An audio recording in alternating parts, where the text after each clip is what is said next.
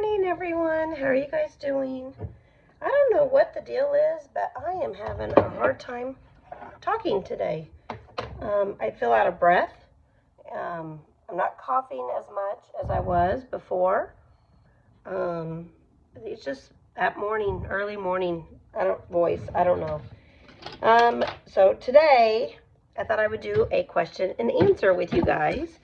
There's a lot going on, and we're planning for 2023, and I am ready for Friday at work, and I may have to stop the video at 8 o'clock to say hi to my son who's getting on the bus, but other than that, I thought I could answer some of these questions that I have gotten last year, and just kind of have a little sit down and chat with you guys real quick. Got my new shirt on. It says Blessed Teacher. Got that for, can you guys read it? I got this for Christmas. Blessed Teacher. And my new lanyard for being a teacher. So one of the questions is, how are you liking your teaching job? I'm absolutely loving it.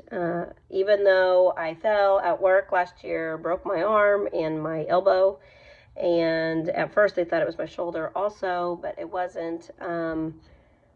I absolutely love my job, you guys. The kids there just give me so much joy every morning. I walk in, and they're Miss Kerri, and they come and run and give me hugs. They look forward to me. They talk about me being there with the other teacher before I get there, because I don't get there till 9 a.m. The other teacher gets there at 6. And so I'm a closer. She's an opener, and that's how we do it. And then we kind of relieve each other for lunch break. And so it's really nice to have that opportunity. She always goes on lunch break before me, and so I just love it. I love being able to just be with the kids. I have always loved being with kids, and every time I have had a child of my own, I have 3 boys, I kind of take a break from being with kids. Other than that, I have always been with kids. As a single mom, I've always been with kids. I've babysat on the side. At church, in the nursery, I've always worked with kids, or in Sunday school, I've always worked with kids. As a single parent, when I was married, I did not want to work with the kids, because I need my own spiritual growth also, and so I would want to sit in service with my husband. And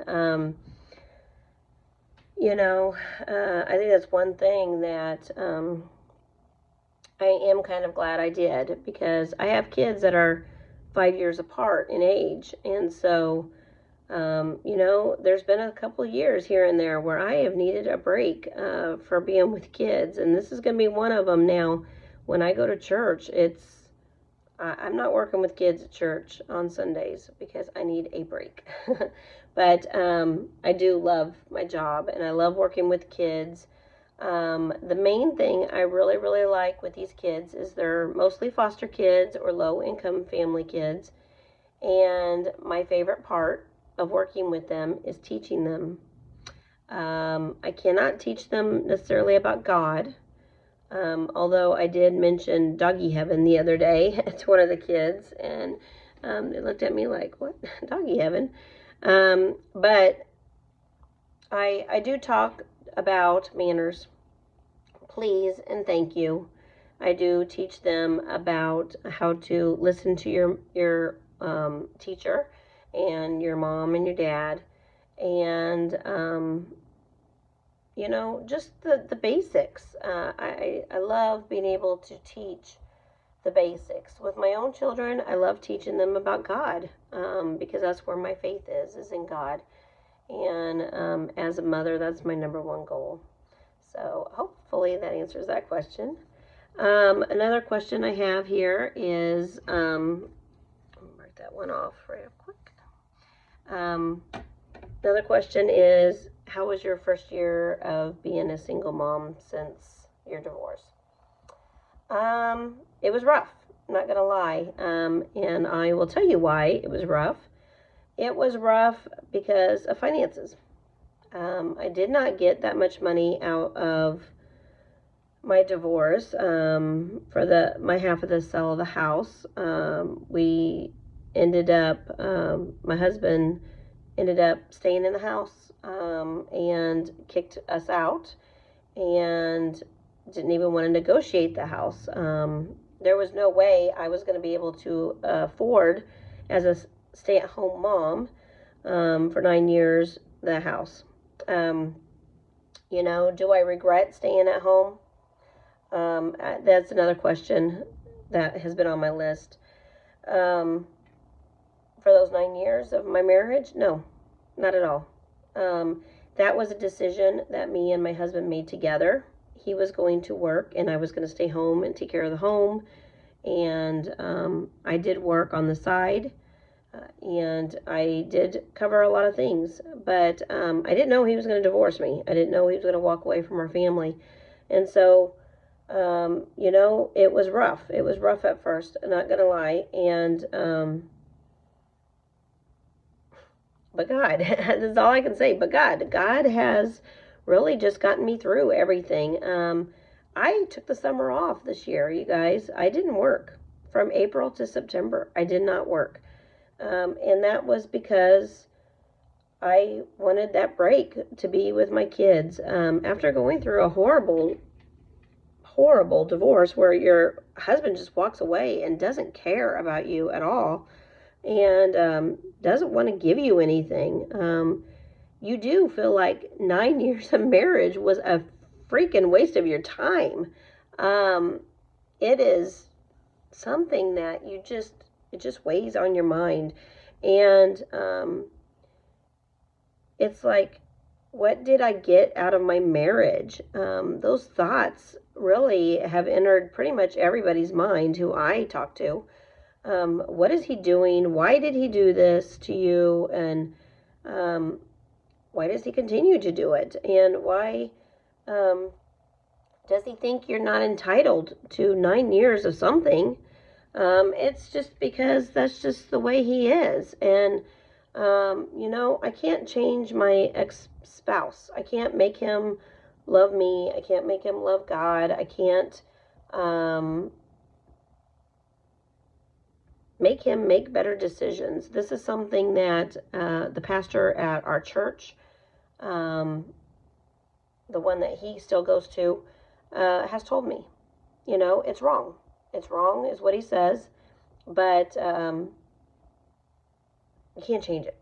You can't change it. So you need to let him go, and you need to pretty much pull up your big girl bridges and move on. And so that's what I've done this year. And, as far as co-parenting, I've tried everything. And he refuses to co-parent. He refuses to continue to follow the order that we have made together and settled on, thinking that that was in our son's best interest. Communication is hardly there. When my son is dropped off and picked up, we don't talk to each other. We don't see each other.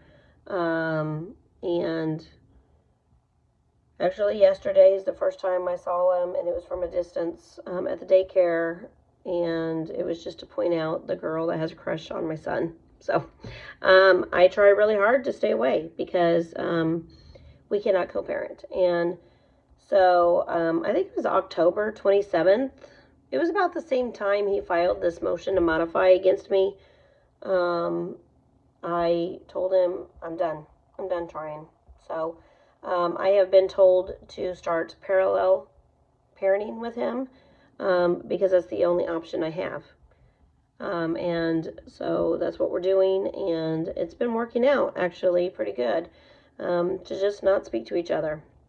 And it's really horrible that he makes decisions for my kid, I make decisions for my kid, and there's no communication between us. It's not good for my kid, but it works for us. And so as long as he follows the order, I'm okay with the order. But we just can't communicate and co-parent. It's just not in cards for us, I don't think. It's very weird. It's just the weirdest thing ever, to not be able to communicate with your ex-spouse. It's like he's the one who filed for the divorce. He's the one who wants it. He doesn't like that I think it's wrong. And he doesn't like the agreement he made. And I don't know if this is coming from his parents. I'm assuming it is, because he made this agreement. Why he doesn't want to understand it, or how he doesn't comprehend how a divorce works, I don't get it. I've been divorced before. I know how it works. Even for the holidays, he doesn't understand the holiday schedule, and he wants to argue with me about it. And it's been one of those things where it was like, I've been doing this holiday schedule for 14 years because it's the same holiday schedule I have with my second son. And so I just don't understand at all why it's so hard, so difficult to understand. But I needed something to drink. So, it's just really confusing to me, honestly. I still have no reason given to me why he filed for divorce. I still have no idea what happened. It was a complete change like that. And, got to accept it and move on, like the pastor said. So that's what I've been doing. One of the suggestions from the pastor was for me to move on, is to not go to that church. One of my questions on here is what do you think about that? Like, everybody wants to know. What do I think about it? Because I've mentioned it several times in the videos, but the pastor has asked me not to go to the church because my husband's parents go there. They are very active in the church. They are very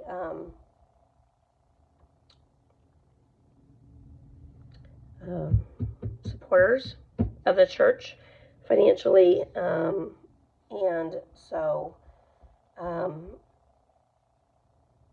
my husband doesn't really give a lot. He doesn't have anything to give, and I don't either. So that's all I'm going to say.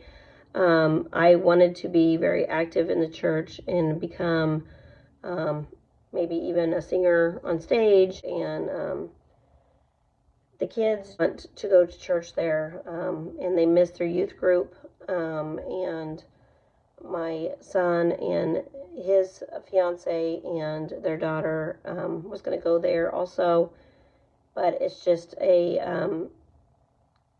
conflict of interest for us to go to that church. It is also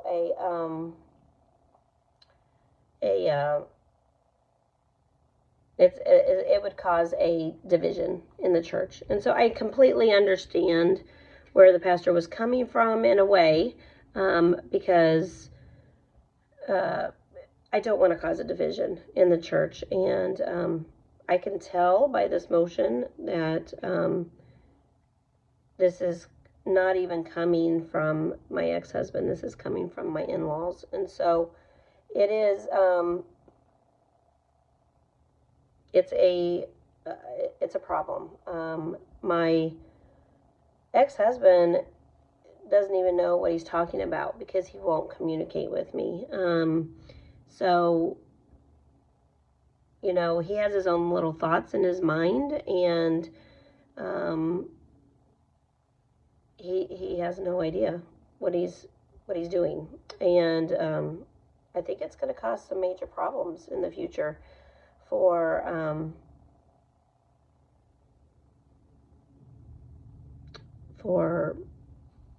all of us, really, and major problems, really, for my son. I can't go into too much detail on what I'm trying to get at here, but it's just sad to think that you can file for a divorce against someone just because you want to. And just because you decide you do not want to communicate anymore. And because you decide you're going to do your own thing and walk away from God, really, is what it is.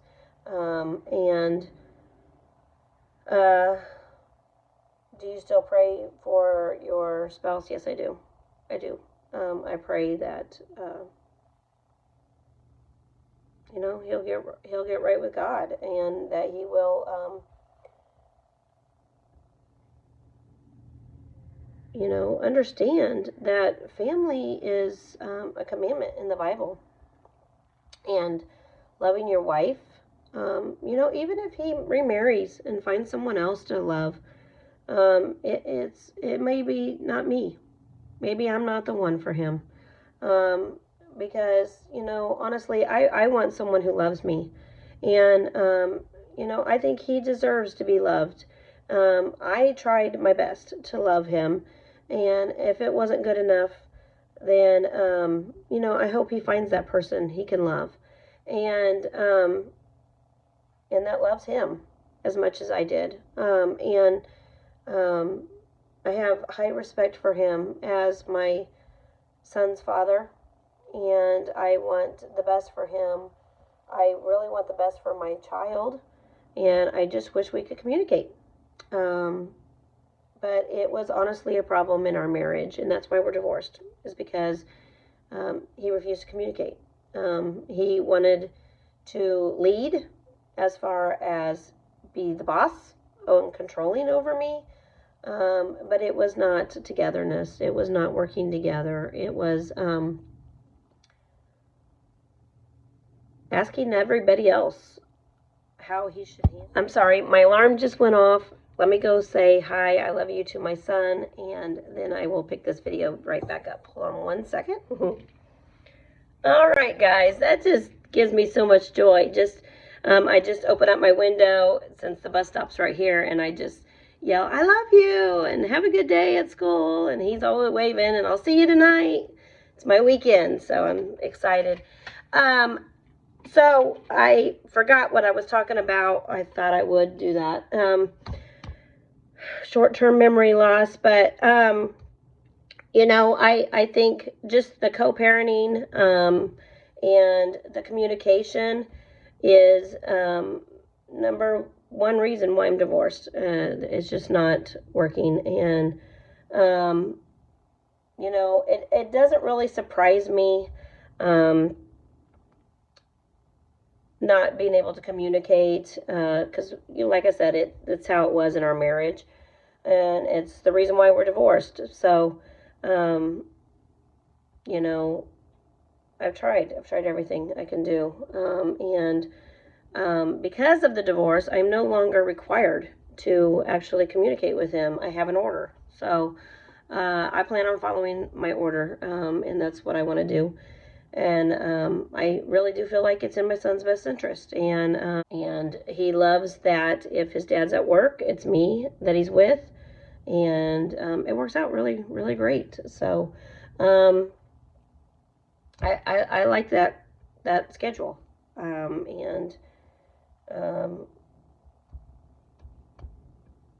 So that's that. And as far as the church, going back to that, I think that was probably the original question, was, I'm okay with going to a different church.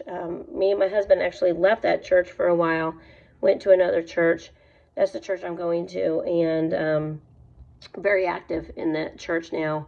And the kids love it, and they like the children's program and the youth program there. And so no harm, no foul, and I'm still getting my worship on, and so that's great. And my kids are happy. So that's what's most important to me, is that I keep the brothers together. And as far as me and my boys, that we are a family still, and my parents and my brother and his family and my granddaughter, and that's what's most important, is that my family hasn't left. And My husband left my life, but I have my family, and I still have all my friends, you guys. I haven't changed any friends since my divorce, so nothing's changed in my life, really, except for where I live. And my husband left. And, you know, let's talk about that real quick. It's one of my questions is where I live. You know, do you think I'll ever be able to move? That's up to the court system and this order. My husband is right now thinking that it can never be changed, that order. And it can.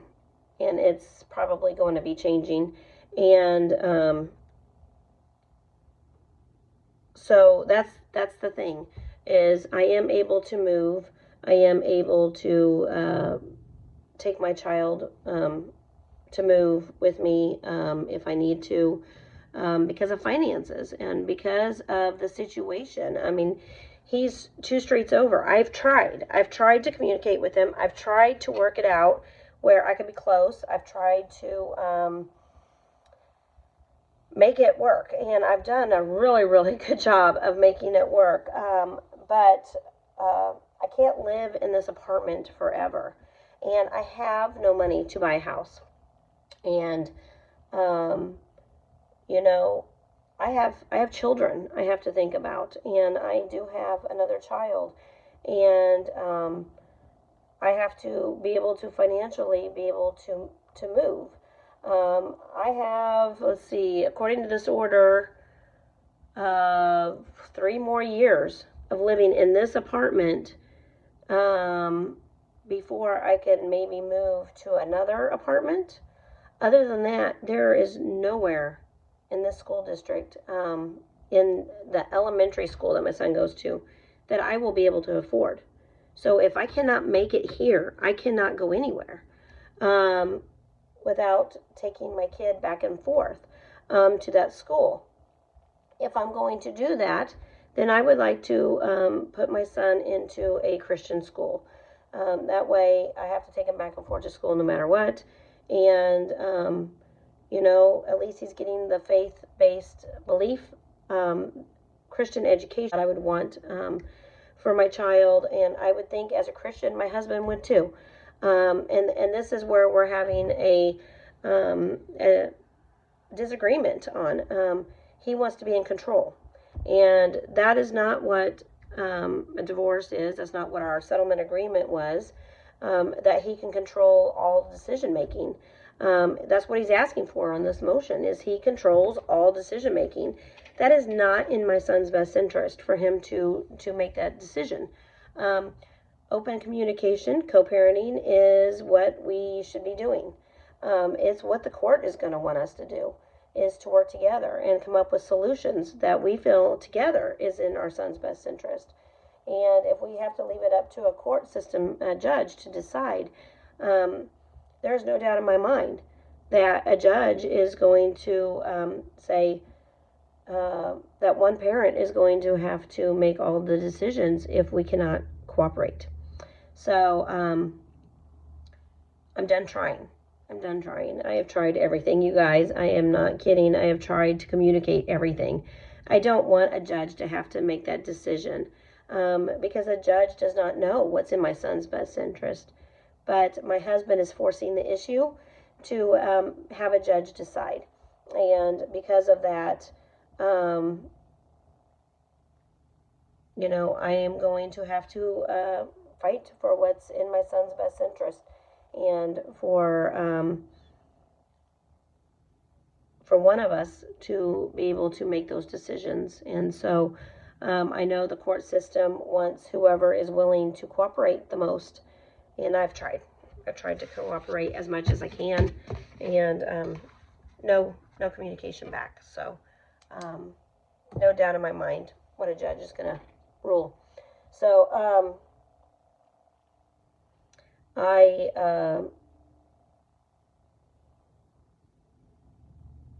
want to move on with my life as much as I can, and You know, I would love to be able to buy a house. I would love to move. In order for me to buy a house, you guys, seriously, I need to be making way more money than I am. Even for me to move into another apartment, it took $15,000 of my $18,000 for me to live here in this apartment for 1 year. 15,000. So I only made 8 last year on my taxes. How am I going to live? This is a question that a judge is going to have to decide. How am I going to be able to live if it takes $15,000 to live in an apartment? You know, originally in my divorce, I wanted to sell our house. I wanted to split it 50-50, everything. I wanted to get rid of our property. I wanted to share everything. I think if we're going to get divorced, the best thing to do in a divorce is take everything we had, divide it in half. I wanted what I had prior to our marriage, which was almost everything that we had in our house. He can have everything we acquired in the marriage. But as far as our property, you know, I wanted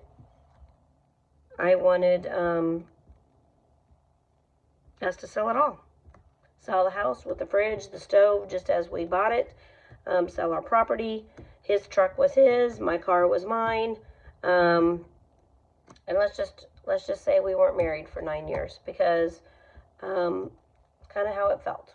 Kind of felt like we weren't together. We weren't married for those 9 years. There were moments of good times, but I don't think he knew what it took. Just like in a divorce, he doesn't know.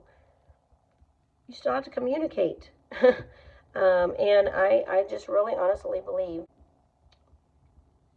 the willingness to cooperate and communicate. Even post-marriage, that's what you do when you got a child together. And so, yeah, you know, it's been a very difficult road for me as far as having to deal with all that. But I'm trying the best I can with what I got. I do have 2 kids. I do have responsibilities other than my child with my ex-husband. And so I am doing the best I can with the schedules I have. The number one thing I asked for on my settlement agreement that we have right now is the same holiday schedule, so the brothers can be together on the holidays, and the same schedule, custody schedule for the most part, as far as the same weeks that I have. Now, I have a 14-year-old who is week on, week off, and he hates it, and I hate it, and it is not in this son's best interest. That son has been doing it since he was 1 year old, so it's the only schedule he ever known.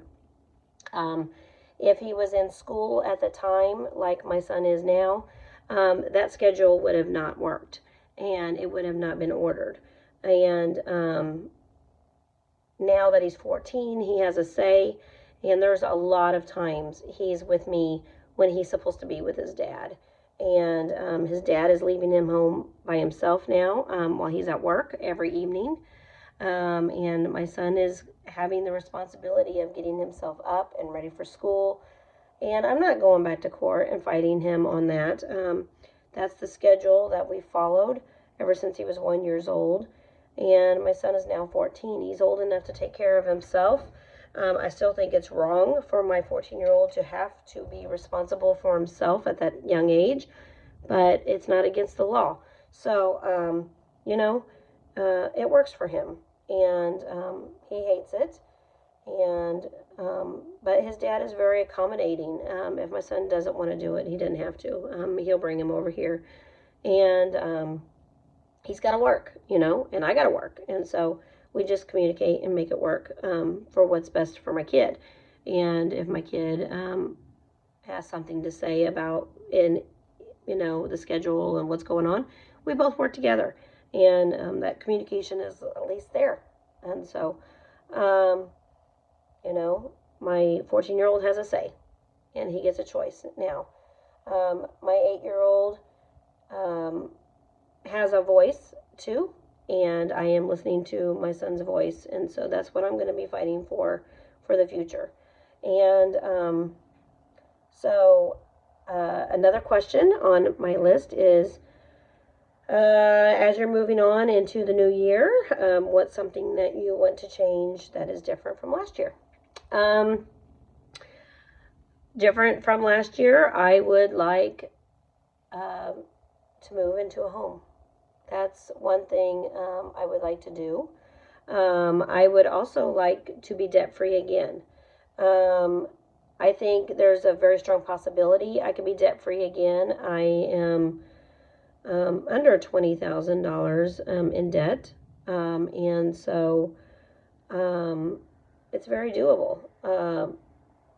I am going to have to work extra hard for that, but it is doable, and once that is achieved, then I can think about moving and buying a house. But as a single parent, the qualifications are just not there. So in order for me to purchase a house, I would need $18,000 to $20,000 again, working full time, probably cash, at least. I am not really wanting a big house, which is all that's over here. I don't even want the size of house that I had with my husband. If I'm not going to have a family, I really don't need a house. A mobile home would be happy. I would be happy with a mobile home. That's the decision I had to make when I had the $18,000 that I had from my divorce. Was, do I move into a mobile home and just take my kid to school every day, pay cash for something? At least it would be mine. I could own it, and then I can move it to my property when I am ready to retire, when my kid's 18. Or do I live in an apartment for one more year? And I was kind of forced into this situation of making this decision, and I decided to live in my apartment one more year. I can only take 1 year at a time until everything's settled in court. And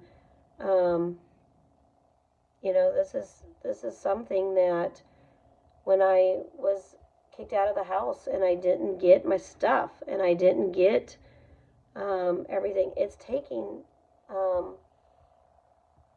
all the money that I had out of my divorce to live. And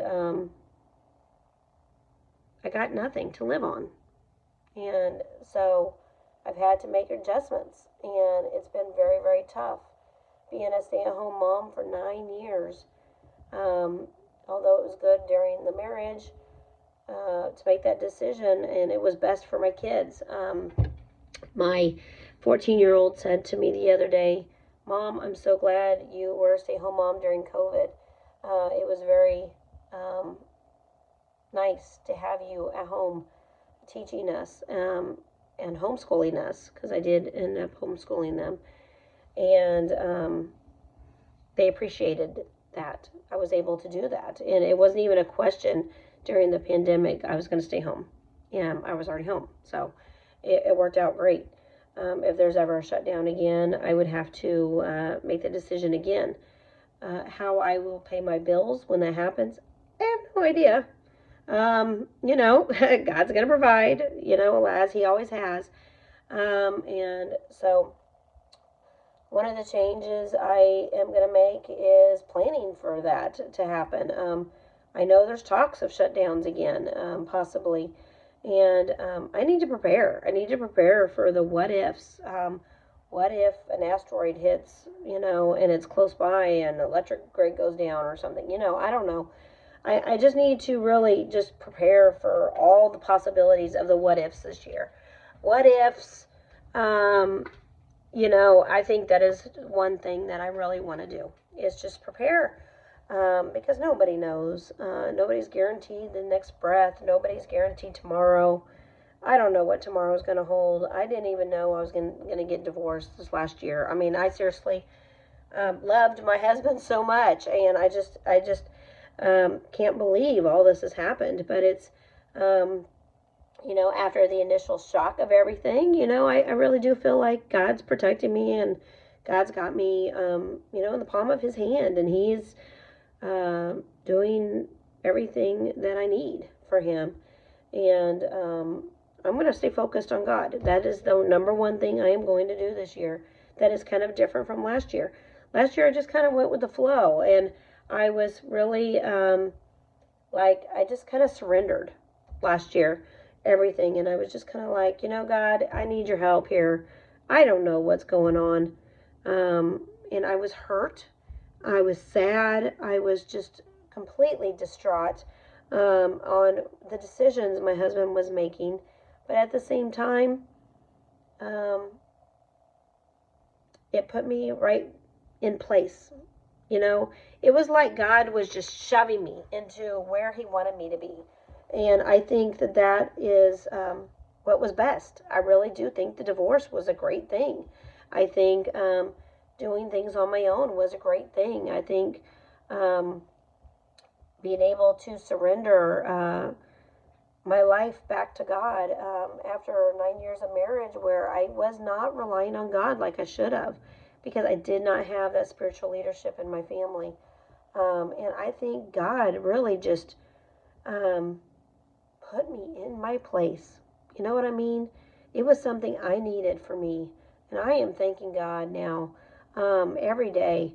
Thank you, dear God, for my divorce, because he knew I needed it. He knew that it was something I needed for me. And I think one of my changes and my goals is to get rid of my weight gain that I had. So today I woke up, and one of the first things I saw was it was on YouTube. Today was someone talking about how your thoughts in your mind and how you feel. It's a cycle. The thoughts that come across your mind, for example, me feeling like I'm not being loved by my husband for 9 years of our marriage, it determined my feelings. And so me not thinking that my husband loved me and knowing that my husband didn't love me, those affected my feelings and how I felt. And I got depressed. And being depressed for 9 years, along with the health problems that I had, and not feeling good, and having a hysterectomy, and endometriosis, and being sick, and not having that love, and not having that support, and then not having that spiritual growth I needed for 9 years, you guys. It was a cycle. It was a cycle that was taking me down, down, down, down. And the weight gain that I had because of it, not me. And God knew He needed to rescue me. He needed to save me. And so in my divorce, that's what God has done. And I need to this year give Him the glory. I surrendered everything to Him as soon as my husband kicked me out of the house. It was that day. I surrendered. I said, okay, God, I don't know what's going on. I'm so sad. I'm so upset. I don't know what's happening. Why is this happening? And why is my husband not stepping it up? And what's going on? And God says, you need this. I'm protecting you. So God has got it. And, I don't know what the future holds. So it's really hard for me to say the things that I would change. But one of the things I'm going to change is focus on God. And I'm going to let him lead me and guide me and give me all the answers for the new year. So I'm going to do that. And I do have a lot of goals. And I just posted a video on a new planner. So you guys can watch that video and see. I'm writing everything down. Every thought that comes into my head, I'm writing it down. I'm going to do it. And I'm a strong woman, and I can do it. I've lived on my own. I've been a single parent before. I know I can do it. And the only way I can do it is because I've got God in my life. I could have done the same thing in my marriage if I had that spiritual helper, that helpmate that God had given me. And if the communication was there, and if we worked together as husband and wife.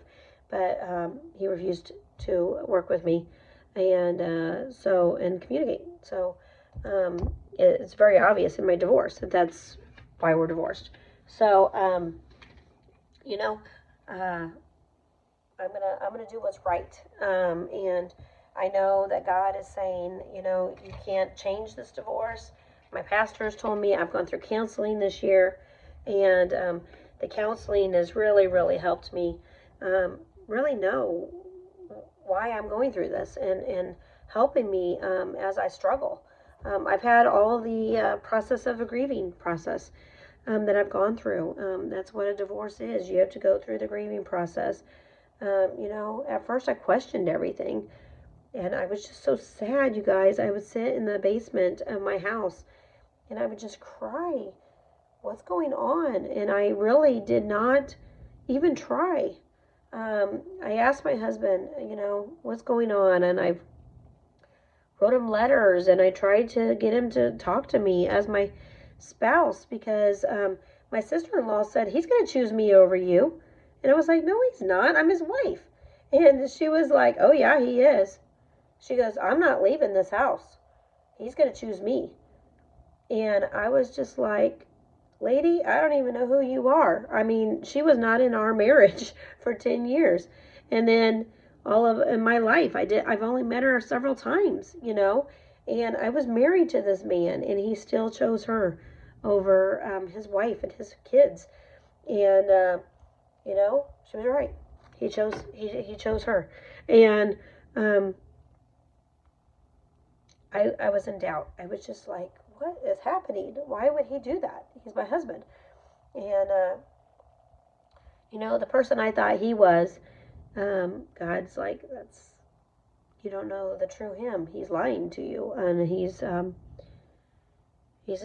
one with you. And I don't think he was one with God, because if he was, he wouldn't have been able to do this to our family. So God has really, through counseling, has really taught me what I need to be as a woman, as I need to be as a wife, as I need to be as a divorced single mom. So I've loved my counseling this year. I've loved my church, family, and friends, and I just thank God for putting me in my place. So something with this YouTube channel is I just want to continue on with my journey, taking you guys along with me, and going through the struggles that I have. And I want to be honest with you guys. It's tough being a single parent. It's tough as you're teaching your kids right from wrong. It's tough fighting for your faith. It's tough financially. And, wherever it leads, it's where God's going to guide. So I'm not really worried about it anymore. But I am, struggling. And the struggle's real, and I want to share it with you guys. Because I know through YouTube here, and I know through counseling and divorce care classes I attended this year, I am not the only one. So, it's very common. It's very common that one person just walks out of their family. Is part of our broken world, is part of our sinful nature. It's part of not following Christ. And so, as a Christian, I'm just going to focus on God and what He has for me, in my life, and I'm not dating. I'm not moving forward in another relationship because I think it's wrong to do that right now. God has not given me permission to move on. It's another question I have here, so I thought I might just tap into that just a little bit. Would I love another relationship? Yes. Would I love to be married to someone who wants to be with me and love me? Yes. I think it's wrong for my children.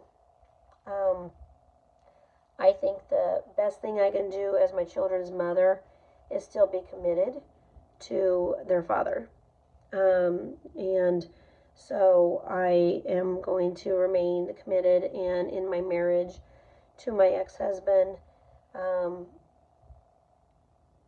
And I'm saying this because he had a girlfriend, and 2 months after our divorce, and it affected my child.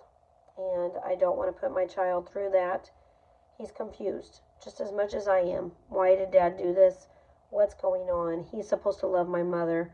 The kids go through these questions, and he remembers every once in a while. He'll say, "Remember when we did this at the house, with Dad and as a family?" And he remembers. And as we move on this year, I think some more of those statements are going to be coming. I can see where my son is going to be talking more and more about the past, and remember when this and remember that. I'm going to say, yeah, I remember, and it's okay to be confused. It's okay to be sad that life is no longer there. But my goal for moving forward is to make new memories and new excitement for my kids. And we're still family. We're still a family. So I'm going to enjoy the rest of this year. But with all this said, the number one thing is following Christ and giving myself grace. I decided for December I'm going to give myself grace, which worked out great because I was sick for most of December into January, into the new year, and still. And I want to definitely be able to give myself grace as far as just letting God guide me. Whatever happens, happens. And no sweat. I am going to prepare for the what ifs. So if the what if happens, then, I can go with it, but there's no guarantee in life on what's going to happen and how to handle situations. So I'm just going to try to say, well, if this happens, then I'm going to do this. If this happens, this is what I'm going to do. And, I'm going to go with it. And, if I find a new man in my life, I got a plan for that. If I have to move, I got a plan for that. If I have to be able to be in another relationship again with my ex-spouse, then I would figure out how I'm going to do that. If an economy crashes, I want to be able to plan for that. If I get hurt again, break bone, break my hip, fall down the stairs here at this apartment, I need to plan for that. If I get kicked off of food stamps, government help, I need to plan for that. If I lose my job, I need to plan for that. So there is a lot of planning I need to do for 2023 and a lot of what ifs that I need to come up with solutions for. And that's just my life right now. And doesn't mean I'm going to have answers to everything in life, but I definitely need to be in prayer with God and have Him help me make these decisions. And I know He's going to guide me.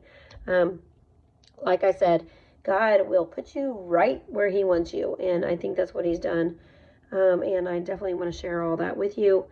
And so that's just some of the questions I've had. I've had more, but I need to really get ready for work right now. So I'm going to end the video. But you guys, life's good. I'm happy. I am very happy with my life. I'm happy that God has opened my eyes to reality a little bit more. I'm glad that God has really helped me understand what's going on now. And, I just know that I need to be right with God. And that's my number one goal for 2023 is to have that relationship. And God is my husband. I don't need a man in my life. I've got God, and he's the only man I need. So Jesus Christ is going to guide me and protect me for 2023 and give me all my answers. And I am so super excited for what he's doing in my life. So I hope you enjoyed this video. I want to periodically do a question and answer with you guys, maybe once a month, because I get so many questions. And I want to thank you guys for watching. Have a blessed day. It's Friday. Friday fun day at daycare. And I got to get marshmallows because we got to have a marshmallow fight today. So thanks for watching. Bye.